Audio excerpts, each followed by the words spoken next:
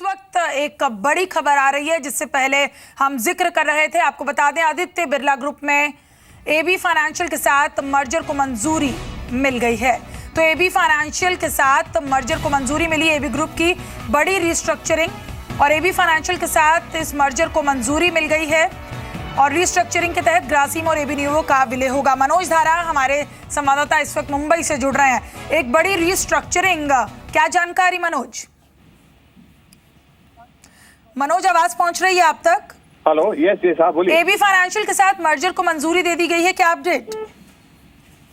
In fact Shilpa, I have to just see the press conference और यहाँ पे लेकर प्रेस रिलीज जो है, I have not seen it and definitely जैसे ही हमें कुछ इन्फॉर्मेशन मिलती है, I will get back to you on this. जी जी, फिलहाल के लिए बहुत शुक्रिया। तो एबी फाइनेंशियल के साथ मर्जर को मंजूरी मिल गई है। इससे पहले यही अटकलें लगाई जा रही थी और रिस्ट्रक्चरिंग के तहत ग्रासिम और एबी न्यूवो का विलय होगा।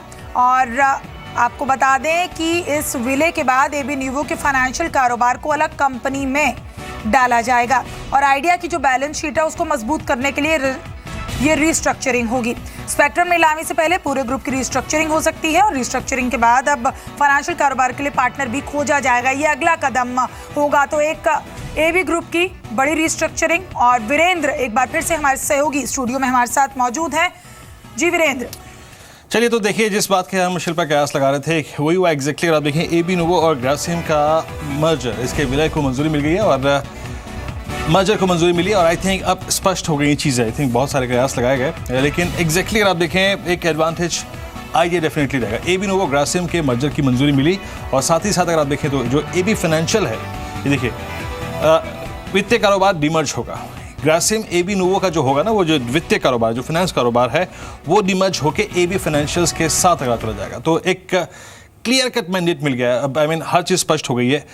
अब फाइनेंशियल कारोबार अलग है और साथ ही साथ आपका मैन्युफैक्चरिंग बिजनेस, ग्रासिम का कुल अब तक का जो कारोबार था वो बिल्कुल अलग रहेगा। आई थिंक अब इस चीज़ें स्पष्ट हो रही हैं।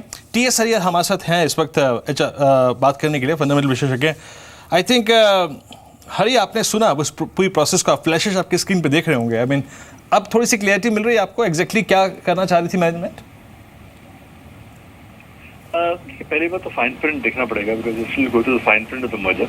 बट जहाँ तक हमारा अंडरस्टैंडिंग है, जो नया सेटअप रहेगा, इनका जो entire financial services will be hide up into a separate company और जो ग्रासिम है, it will become a holding company. इसमें हमारा एक ही कंसर्न है कि जहाँ तक होल्डिंग कंपनी कॉन्सेप्ट का सवाल है, नॉर्मली होल्डिंग कंपनीज को मार्केट पे डिस्काउंट पे कोट किया जाता है। तो Grasim become a holding company, then it में quoted discount word is quoting now, जो उसके वैल्यूएशंस के लिए नेगेटिव रह सकता है। Otherwise I think the merger should be long term accretive as far as the group is concerned. That is what exactly आप देखें सबसे बड़ी चीज़ है। I mean Hari, I must say कि आपने बहुत critical factor, I mean Grasim की गिरने की सबसे बड़ी वजह यही थी हरी कि होल्डिंग कंपनी, आई मीन ये जो तमगा होता है ना, बाजार इसको बहुत एडवांटेज देता नहीं है।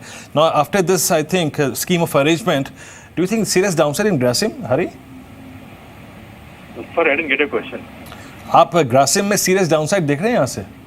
नहीं, सी, जैसे मैंने कहा है ना, in this new scenario I would be little cautious in Grasim. मैं शायद बाकी ग्रुप कंपनियों को डायरेक्टली खरीदना प्रेफर करूंगा। बाकी खैर हरी, आप हमारे साथ रहिए फोन लाइन पे। आई मीन पहले थोड़ा सा अंचल से अब एकदम जो साफ स्पष्ट स्थिति है उसको समझ लेते हैं। अंचल बताइए। देखिए वीरेंद्र, बहुत सिंपल चीज़ है। जो हम पहले से बात कर रहे थे एक सिनारियो की, होगा क्या, AB Nuvo, Aditya Birla Nuvo में से जो दो मेजर कारोबार है, मैन्युफैक्चरिंग और फाइनेंस का, जिसमें आपका इंश्योरेंस भी आता है, आपका एएमसी कारोबार आता है, इन दोनों कारोबारों को पहले स्प्लिट किया जाएगा। जो मैन्युफैक्चरिंग कारोबार है वो एबी न्यूवो के साथ मर्ज हो जाएगा ग्रासिम के अंदर जाके, और जो फाइनेंशियल कारोबार है वो एबी न्यूवो का फाइनेंशियल कारोबार और ग्रासिम का जो बहुत छोटा फाइनेंशियल कारोबार है, दोनों को मर्ज कर दिया जाएगा आदित्य बिरला फाइनेंशियल्स में, जो एक ऑलरेडी अनलिस्टेड कंपनी है, जो इस समय एबी मनी की पेरेंट कंपनी है। अच्छा, सबसे बड़ा ट्रिगर ये है वीरेंद्र कि एक बारी जब ये एबी फाइनेंशियल के साथ पूरा ग्रुप का फाइनेंशियल कारोबार मर्ज हो जाएगा, उसके बाद उसे भी लिस्ट कराया जाएगा। तो कहीं ना कहीं, जैसा कि आप पहले बात कर रहे थे कि किसको फायदा होगा इस मजे, सबसे बड़ा फायदा वीरेंद्र इस समय जो दिख रहा है वो एबी मनी को आता हुआ दिखेगा। पहले तो ओवरनाइट आप 173 करोड़ की आपकी कंपनी है एबी मनी, सडनली आपके पेरेंट के पास एएमसी कारोबार भी आ जाएगा, लाइफ इंश्योरेंस कारोबार भी आ जाएगा, तो आपके पास और एवेन्यूज आ जाएंगे, सिनर्जीज इंक्रीज हो जाएंगी और साथ में आपके पेरेंट को भी लिस्ट करा दिया जाएगा, तो उसका भी एक पॉजिटिव इंपैक्ट एबी मनी पे आता हुआ दिखेगा। रही बात ग्रासिम की, ग्रासिम के लिए दिक्कतें बढ़ सकती हैं, वो इसलिए क्योंकि एबी मनी का जो लो मार्जिन कारोबार है, जैसा कि पहले मनोज भी कह रहे थे, हाई कैपिटल, जो हाई वर्किंग कैपिटल कारोबार है मैन्युफैक्चरिंग, वो विलय किया जाएगा ग्रासिम के साथ। ग्रासिम हैज़ गुड कैश और इट्स बुक, करीब 2400 करोड़ के कैश कंपनी के बुक्स में है, तो वो कैश को यूटिलाइज किया जाएगा उस तरह से भी। और हाँ, जो एबी मनी की होल्डिंग है इस समय आइडिया में 23.26% की होल्डिंग इस विलय के बाद सीधा ग्रासिम के पास जाएगी। तो आपने एक मूव से मोरलेस अपने पूरे कारोबारों को अलग अलग सेगमेंट्स में क्लीन डिवाइड कर दिया है आपने। अंचल, आइडिया का स्ट्रक्चर क्या हुआ? अब आइडिया का स्ट्रक्चर क्या हुआ? और जो ऑब्जेक्टिव था कि आइडिया को आपको स्ट्रॉन्ग करना है, इसकी बुक्स को स्ट्रॉन्ग करना है, बिल्कुल बिल्कुल वीरेंद्र, वो होता हुआ दिखेगा। क्यों? क्योंकि देखिए एबी नूवो के पास करीब 23.26% होल्डिंग है आइडिया में, वो विलय के बाद ग्रासिम को मिलेगी और आपका जो सोल ओनरशिप होगी ग्रासिम की वो हो जाएगी 27.28% के अराउंड। तो आइडिया में 28% होल्डिंग सीधा ग्रासिम के पास होगी, एक स्ट्रॉन्गर प्रमोटर आपके पास है, तो आपकी बैलेंस शीट्स इंप्रूव की जाएंगी। अच्छा, आपके प्रमोटर के पास एक हेल्दी कैश फ्लो है, तो कहीं ना कहीं उसका यूटिलाइजेशन भी शायद ट्रिकल डाउन होते हुए दिखे, ऐसा भी कुछ हो सकता है। तो एक स्टेडी प्रमोटर आप स्पेक्ट्रम ऑक्शन से पहले ला रहे हैं, तो वो एक डेफिनेटली बेनिफिशियल रहेगा आइडिया के केस में। हरी, आइडिया पे और AB Money, I think the most advantage जो इस पूरी प्रोसेस का जिसको मिल रहा है वो यही था।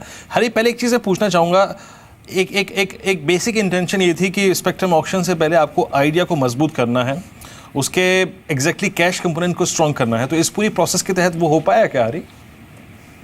नहीं, कुछ हद तक हो जाएगा, क्योंकि देखिए आइडिया का सवाल है, उसके लिए बड़ा चैलेंज है कि स्पेक्ट्रम खरीदने के लिए उसको पैसा चाहिए और पैसा मार्केट से उठाने के लिए उसको बैलेंस शीट साइज चाहिए। और आई थिंक ये जो रिस्ट्रक्चरिंग हो रहा है, इससे I think idea will get a balance sheet size, क्योंकि हम जानते हैं कि सितंबर 29 तारीख को एक और ऑक्शन आ रहा है जहाँ पे लगभग 5.5 लाख करोड़ का ऑक्शन, स्पेक्ट्रम ऑक्शन होने वाला है और उम्मीद की जा रही है कि लगभग 2 से 2.5 लाख करोड़ तक की ऑक्शन स्पेक्ट्रम खरीदी जाएगी। तो it has to be done between the last 3-4 companies, Reliance, Jio, Bharti, Idea और वोडाफोन। तो डेफिनेटली इनको 50-60 हजार करोड़ की तो जरूरत पड़ेगी। इसके लिए I think stronger balance sheet will be a must. Okay Hari, AB Money पे आपकी राय क्या है? वैसे हालांकि बाजार इसको एक एडवांटेज पहले दे चुका है, but now your parent is having AMC business, life insurance कारोबार आपके पास है स्ट्रॉन्ग। अगर आप देखें पेरेंट का होना, एग्जैक्टली एबी मनी को कितना एडवांटेज देना चाहेगा बाजार यहाँ से? अच्छा, मेरे ख्याल से ये जो मर्जर का टाइमिंग है, इसमें मुझे तो 2 ब्रॉड आइडियाज दिख रहे हैं। एक आइडिया तो ये है कि जिस तरह एनबीएफसीज ब्रॉडली रीरेट हो रहे हैं, आप एसकेएस माइक्रो लीजिए या एलएनटी फाइनेंस लीजिए, I think generally NBFC getting rerate on the upper side. So यदि ये लोग सारे एनबीएफसी बिजनेस को मर्ज करेंगे तो I think they will be able to get a better value for that. दूसरी बात यह है कि जिस तरह अभी एचडीएफसी और मैक्स का मर्जर हुआ है और 70,000 करोड़ की कंपनी बनी है, तो काफी हद तक इंश्योरेंस का वैल्यू एक्सप्रेशन हो सकता है। और जहाँ तक बिरला का एएमसी और इंश्योरेंस का बिजनेस का सवाल है, they are quite big. For example Birla AMC is in the top 5, I think insurance also is in the top 5। तो डेफिनेटली आई थिंक इनका जो फुल वैल्यू है वो इस कंसोलिडेशन से बाहर निकलेगा। हरी, बहुत बहुत शुक्रिया आपका इस पूरी चर्चा के लिए। आई मीन इस स्ट्रक्चर को, नए स्ट्रक्चर को, इस अगर आप देखिए पूरी प्रोसेस को समझने की कोशिश कर रहे हैं और एक मैंडेट लेने की कोशिश कर रहे हैं कि एग्जैक्टली इसके बाद ग्रासिम, इसके बाद आइडिया, इसके बाद AB money, AB Aditya Birla Nuvo, इन पर लाइकली टू बी इम्पैक्ट क्या होगा। गौरांग शाह हमारे साथ जुड़े हैं बात करने के लिए। Gaurang, I think I hope आपको पूरा स्ट्रक्चर समझ में आ चुका होगा। पहला टेक आप क्या कहेंगे? आई मीन एक क्लियरिटी लाना चाह रही थी management, I think entire business process में। 2-3 चीज़ ये, एक और थी कि आप अपने फाइनेंशियल कारोबार को, जो कि आज की तारीख में सबसे ज़्यादा आई मीन हिट्स लेके खड़ा है, उसको अलग करना चाहते हैं, उसको एक अलग पहचान देना चाहते हैं। आपका टेलीकॉम कारोबार, आप उसकी बुक्स को काफ़ी स्ट्रॉन्ग करना चाहते हैं। आप फंड रेज करने के लिए एक स्ट्रॉन्ग, अगर आप देखें आई थिंक बुक्स चाहते हैं। वो इंटेंशन पूरी करी है क्या यहाँ पर मैनेजमेंट ने? जो भी बयान आए हैं और जो भी आने वाले समय में बयान और आएंगे, क्लैरिफिकेशन और आएगा, स्पष्टीकरण और आएगा वीरेंद्र, मेरे ख्याल से जो कुछ भी गुंजाइश है या फिर जो भी कुछ तकलीफें वाली कंपनी है, उनको अलग करके जो स्ट्रेंथ है अलग अलग कारोबार की, उनको अपनी खुद की बुनियाद से खड़ा करके और मजबूत बनाने की कोशिश करने की मेरे ख्याल से चेष्टा की है मैनेजमेंट ने। और मैं मानता हूं कि एक वैल्यू अनलॉकिंग डेफिनेटली आगे जा करके बड़े और छोटे शेयर धारकों को या निवेशकों को इसका फायदा मिलेगा, ये मैं मानता हूँ। गौरांग, लेकिन मैं फ्रेंकली स्पीकिंग, आई मीन मैं कुछ देर के लिए एज ए इन्वेस्टर बात करूँ ना गौरांग, तो मेरे को डर लग रहा है। I am slightly I mean feeling uncomfortable about Grasim. आप भी अनकंफर्टेबल है ग्रासिम से? देखिए, स्पेसिफिक हम बात करें कंपनी की, तो पहले तो मैं डिस्क्लोजर देना चाहूंगा कि करीबन 6-8 महीने पहले या फिर पिछले साल नवंबर दिसंबर में हमने एक बाय कवरेज निकाली थी ग्रासिम पर, करीबन 3300-3400 के आसपास, और 4400 का लक्ष्य मुकम्मल किया था। स्टॉक 5000 के ऊपर जाकर के वापस आया है पिछले 2 दिनों में, ये खबर के आधार पर। तो एक क्लैरिटी अभी मेरे ख्याल से ग्रासिम को लेकर के डेफिनेटली जो शेयर धारक होंगे उनके मन में होंगे। एक डर, जैसे आप जिक्र कर रहे हैं वीरेंद्र, लोगों के जहन में होगा इसका, इस एंटिटी का क्या होगा, इसके जो बैलेंस शीट पर स्ट्रेंथ है क्या उसको डाइल्यूट किया जाएगा, वगैरह वगैरह। लेकिन गौरांग, एक जो तमगा होता है ना, आई मीन किसी भी कंपनी के साथ, वो जो होल्डिंग कंपनी का, आई मीन बहुत सही बात कही थी हरी ने कुछ देर पहले, वो होल्डिंग कंपनी का तमगा जो है ना, उसको बाजार बर्दाश्त नहीं करता है। आपकी राय क्या है इस पर? बिल्कुल, ये बात सही है। और जब भी मुद्दा आता है किसी भी, हम सिर्फ इसकी नहीं, आप किसी भी कंपनी की, होल्डिंग कंपनी जो लिस्टेड एंटिटी है उसको देख लीजिए, तो डेफिनेटली एक डर और भैसा हो जाता है, और भविष्य को लेकर के सवालिया निशान जहन में बिल्कुल उठते हैं कि क्या हमारा निवेश सकारात्मक रहेगा, क्या इस डेवलपमेंट को लेकर के कहीं ना कहीं कुछ खामियां जो मजबूत कंपनी है उसमें नहीं आनी चाहिए। और मैं मानता हूं जिस तरीके का ट्रैक रिकॉर्ड रहा है मैनेजमेंट का वीरेंद्र, ये बिल्कुल गौर करेंगे कि किसी भी तरह का अनफेयर डील ना हो। ये मेरा मानना है, और मुझे पूरी उम्मीद है कि मैनेजमेंट इस पर सक्षम रहेगी। एक बार जरा प्लीज आप जरा ग्रासिम का जरा 6 मंथ चार्ज दिखाइएगा प्लीज एक बार। ग्रासिम की जो आज की क्लोजिंग है मंडे कह रहा हूँ, कल की मॉर्निंग में, गौरांग कितना डाउन साइड देखते हैं? फ्रैंकली स्पीकिंग, बिल्कुल सही बताइएगा, अभी छोड़िए वैल्यूएशन पैरामीटर को छोड़ देते हैं कुछ देर के लिए, कितना डाउन साइड देखते हैं आप कल मॉर्निंग में? देखिए, ऑलरेडी कल कुछ 4-5 टका डाउन था, आज मेरे ख्याल से 3-4 टका और डाउन था। 5000 वाला मेरे ख्याल से 4500 के आसपास आया था, मुझे ध्यान नहीं आखिर में क्या बंद आया था ग्रासिम का आज के तारीख में। हो सकता है और कुछ दबाव हो, कुछ बड़े ब्रोकरेज हाउसेज, विदेशी इंस्टीट्यूशंस कुछ रिपोर्ट लेकर के आए, इसको लेकर के डाउनग्रेड वगैरह हो, दबाव बिल्कुल देख सकते हैं, हो सकता है और 3-4-5% का दबाव हो। ये मैं कंजर्वेटिव साइड पे कह रहा हूँ। एक बात बताइए गौरांग, ये आज अगर किसी की लॉटरी लगी है तो वो है एबी मनी, इस पर राय क्या है आपकी? आई मीन पहले ही बाजार इसको ड्राइव कर चुका है, तो अभी कितना पोटेंशियल देखते हैं आप इसमें ऊपर की तरफ? देखिए, कवरेज नहीं है तो कंपनी स्पेसिफिक टिप्पणी नहीं करूंगा। हाँ, लेकिन किसी ने अगर इसी खबरों को लेकर के दाव लगाया तो मुनासिब होगा। अगर खबरें आ चुकी है तो अक्सर बाजार में एक कहावत है जो आप भी मेरे ख्याल से इससे तकल्लुफ रखेंगे कि बाय ऑन रूमर्स और सेल ऑन न्यूज। जी, sell on rise, I mean. और शुक्रिया खैर गौरांग आपका इस पूरी बातचीत के लिए। तो जब तक अगर आप देखें तो सुखबुगाहट है, जब तक खरीदिए, लेकिन जब खबर आ जाए, जब स्टॉक चल जाए तो बेच के बाहर निकल जाइए। लेकिन ये मैंडेट क्या फंडामेंटल विशेषज्ञ सारे रखते हैं। आइए एक और मैंडेट लेते हैं, हमारे साथ अविनाश गोरक्षाकर हैं। अविनाश, कल बात हो ही रही थी इस मुद्दे पे एग्जैक्टली। अविनाश, जब आपने कल ये खबर सुनी थी तो आपके जहन में एक चीज़ आई होगी, आपके क्लाइंट्स ने आपको फ़ोन किया होगा, यार अविनाश ये खबर है, बताओ क्या पॉसिबिलिटी लग रही है, क्या खरीदें, क्या बेचें, किसको अवॉइड करें। वो एग्जैक्टली जो आपके जहन में स्ट्रक्चर था, ये ठीक वही है या कुछ डिफरेंट है? आई थिंक वीरेन, ये थोड़ा सा डिफरेंट है। आई थिंक कल तक ऐसा लग रहा था कि एबी नेवो के शेयर होल्डर्स को काफी बड़ा बोनांजा मिलेगा।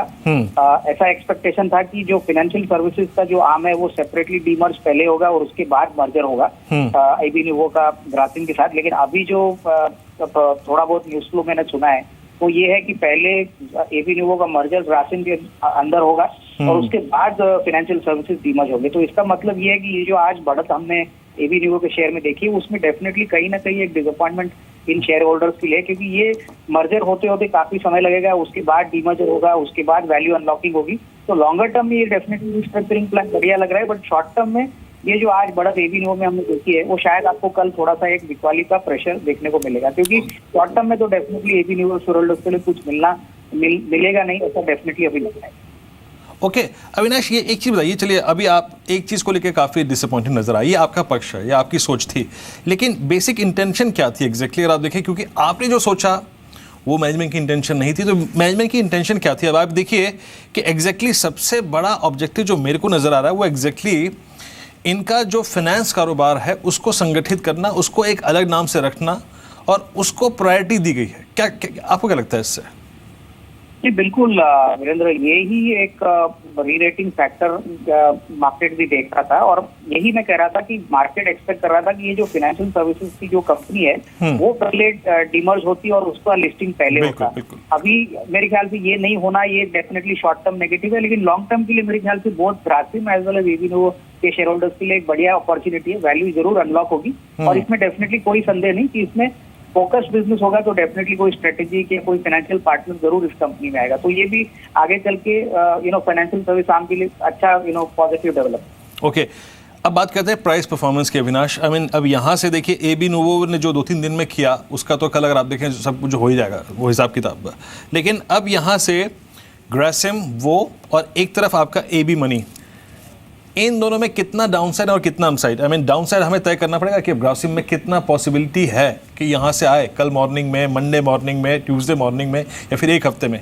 कितना डिसअपॉइंटेड होगा उस तमगे के साथ कि now it's an holding company and you are holding एक आप ऐसे बिजनेस आप शायद रख रहे हैं अपने पास जो कि आज की थीम नहीं है, जिसको लेकर बाजार बहुत इंटरेस्टेड नहीं है।